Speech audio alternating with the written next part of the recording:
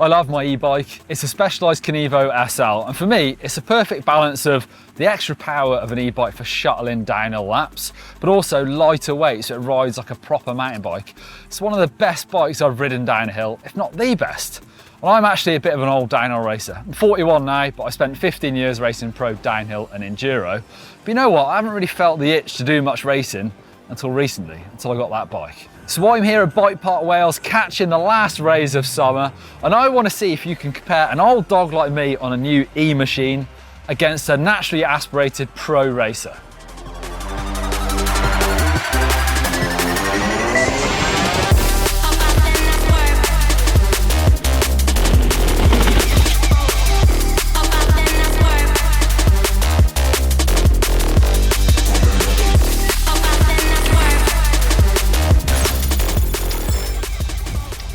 Before I get started, don't forget to hit that subscribe button to subscribe to EMBN, and definitely hit the like if you like seeing me doing a bit of e-bike racing, because I do.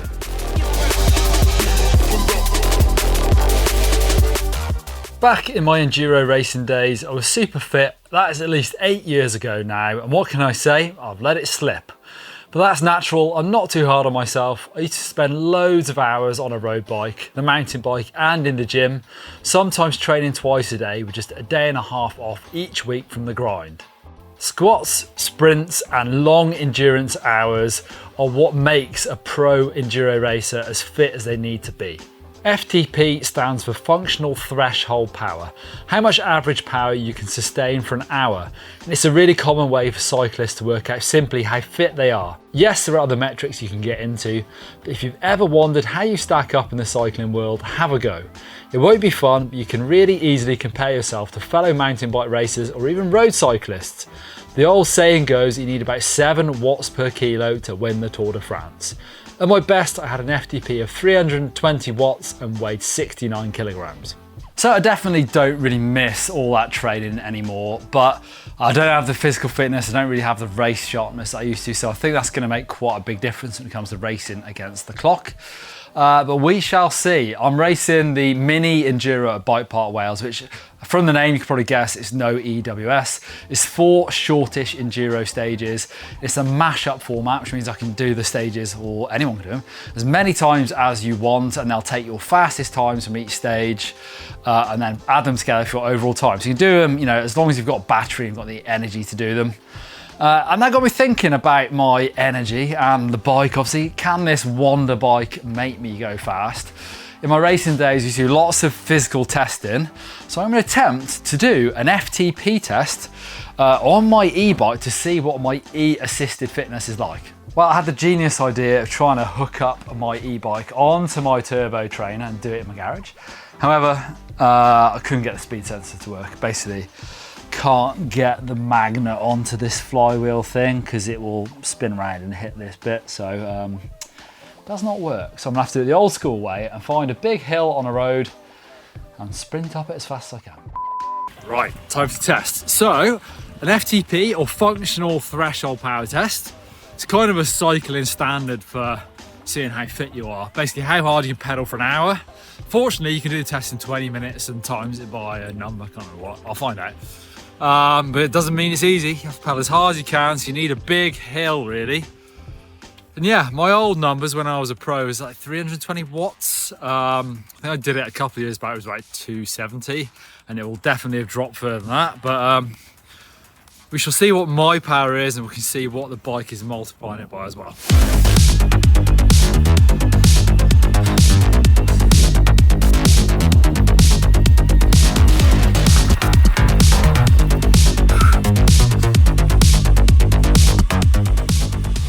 So it turns out my power was 272, kind of same as last time. However, actually, I need to times it by 0.95. So my 20-minute effort times 0.5 gives me an FTP of 258. That's just mine. So the app tells me, Mission Control tells me that I had 103% of assist from the bike. So, you know, that gives me a reasonable, it's like over 500 watts FTP, which is, it's more than reasonable, it's really, really good. If that was just a human alone, that's like, you know, crazy. I don't know if that's even possible. but really, really big. So obviously it's kind of inconsistent because it wasn't the perfect climbs up and down. I'm trying to pedal as hard as I can.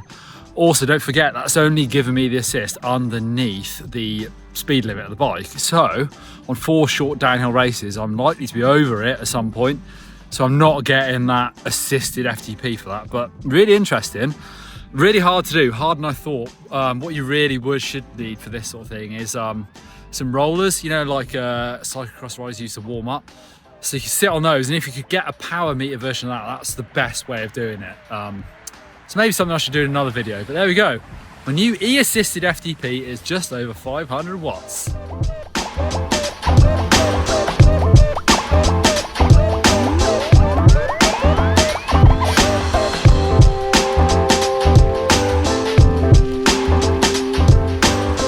Ethan, you're a pro downhill racer, really. What's the best thing about being a pro? More just the freedom you have with the time you have, you know. All you do is riding bikes and committing all your time and training into that, so not having to worry about doing another job and everything like that. It's the freedom, really. It's really cool. How many times a week do you think you ride your bike? Ride a bike, probably try to do it every other day, and when I'm training, just as much as possible when I want to, and yeah. Are you on a structured training plan of like a certain amount every, you know, certain days of the week? For riding, no, not like structured, just whenever I want to go for a ride or a spin or just anything. Downhill riding is a lot more structured because we're testing and everything like that, but just a casual ride, no. And what about sort of gym and road bike stuff? Is that certain days of the week? Yeah, that's normally planned out. I'm starting in a few weeks for next year. So me and Fit for Racing work together. That's very structured. Normally 3 to 4 times a week in the gym, and then a couple of road rides and just supplementary stuff as well. So. Have you ever done an FTP test? Yes, I have. Do you know your score? I can't remember it off the top of my head, but it was a while ago and I suffered a lot. So, yes, it is. Yeah, I need to do another one in a few weeks to get my baseline, so yeah, okay. I'll suffer some more. Unfortunately, the very wet Welsh weather made it very difficult to catch up with Ethan during the race, which is why we don't have any shots of him riding. But make sure you follow Ethan Craik on Instagram and on his social media, because he's a super fast rider with a very bright future.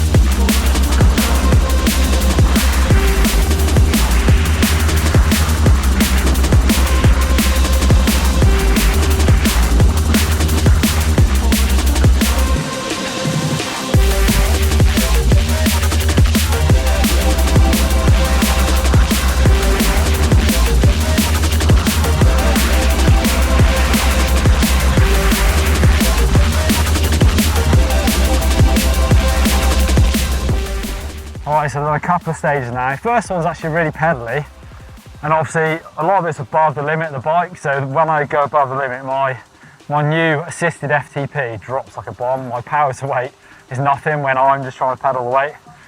And that one was much more kind of hoppy, trying to unweight over loads of rocks, and then I'm just using muscles and getting tired, to be fair, from just like hopping and skipping and unweighting. You can see how wet it is, but the shock's drying itself out, and the brake. They're both getting so hot, it's kind of drying them up.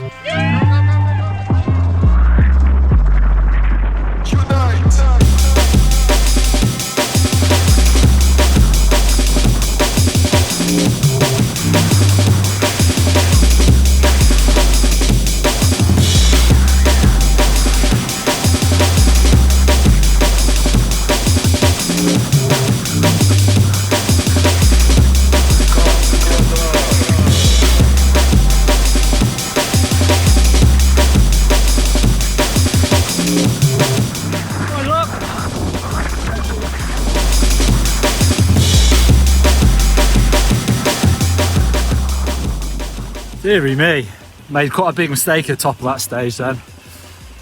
Obviously I had no practice, just racing blind. It was a really fast section with some routes that, if you sort of messed them up, you're straight into a tree going fast, and I panicked a bit. You know when you run a bit wide in like a bit of a turn? Felt horrible, lost all my speed, so I'll go back up, do another run of that. I reckon I can take a few seconds off that because it's a really fast bit. I've got 38% battery left. It's still the longest stage for me to go up and do, but I do have a spare battery in the van, you know, the add-on bottle cage one, if I need it.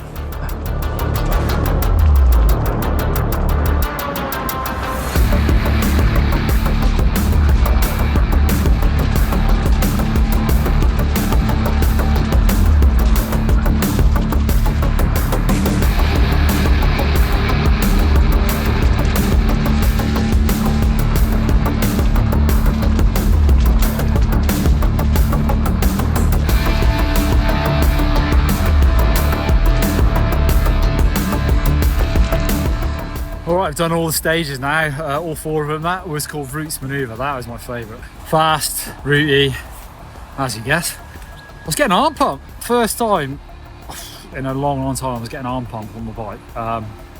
Just the length of it and the bumps, and I guess the weight of the bike a little bit, but felt okay. I'm going to check the times. Great thing about these races, it's got live timing. So you can have a look on your phone, see how you're doing. If you want it, you can go again.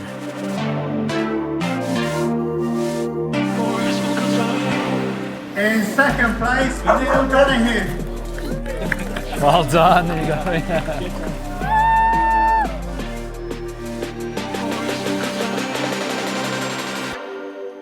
Alright, did the e-bike give me the speed that I was after? Well, it didn't give me enough to beat Ethan, that's for sure. So the closest I got was 3 seconds on one stage, that's not bad. But he also beat me by 12 seconds on another stage, which was about 2 minutes, so a big margin. So yeah, I mean, I felt like I rode pretty well, the bike felt great. So would I have been faster on a non-e-bike? I definitely don't think so. Obviously in gravity racing, there's not that much of those trails I was using the motor. Often you use it at the start and then they were fast, so you were over the speed limit anyway. But there are times when the weight does help, and some of that rough stuff, your suspension works so well, you smash through it. And that bike does descend so well that, you know, it felt really, really good. I wouldn't have been fast on a normal bike, I don't think. And the other thing is I would have run out of energy so much quicker. So I repeated 3 of those stages I did twice. It was a super wet day, it was really hard work, and I really, really enjoyed it. And I don't think I would have enjoyed it as much on a normal bike. And that's kind of why I don't race very much anymore. I love racing this bike. But, you know, would I have been faster on a full fat e-bike? No, I don't think so. Because obviously this is, you know, my FTP, power to weight. The weight goes up. So obviously when I'm over the speed limit, I lose the power of the e-bike straight away. So even if it's a more powerful e-bike, it's just heavier. So it doesn't help me out. But I love doing it. Thanks to Ethan for being involved. I really enjoy racing my e-bike. So let me know if you like seeing it, and let me know if you want to see me race an e-bike somewhere else, maybe do some cross-country races, because that could be really interesting. And that's where this e-assisted FTP would make a much bigger difference.